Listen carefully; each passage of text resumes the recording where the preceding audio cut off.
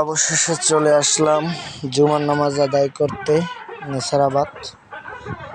দেখেন কত সুন্দর জায়গা, 5-6 হাজার ছাত্র এখানে পড়ালেখা করে।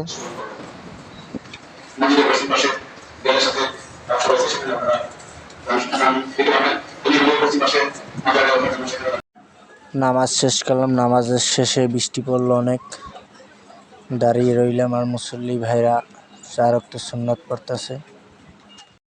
এখন আমরা হাঁটতে হাঁটতে আসলাম এই মাদ্রাসার বড় হুজুরে মারা গেছিল 4-5 বছর আগে, তার কবরস্থান দেখতে আসলাম।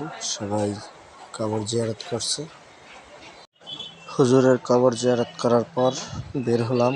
আস্তে আস্তে যাইতেছি আমি আর ভাগ্নে।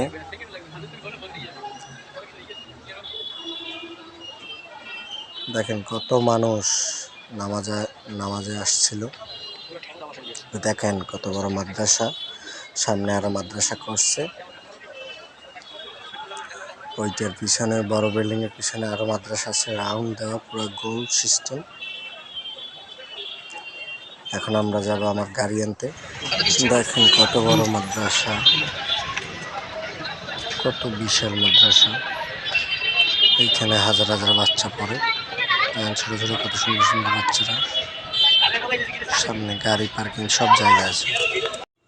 ওই মাদ্রাসার ভিতর দিয়ে একটু বের হলেই সামনে আরো একটা বিশাল বড় এই প্রতিষ্ঠানের মাদ্রাসা আছে। জায়গা ছিল না বিদায় ওই সামনে মাদ্রাসা করা হয়েছে।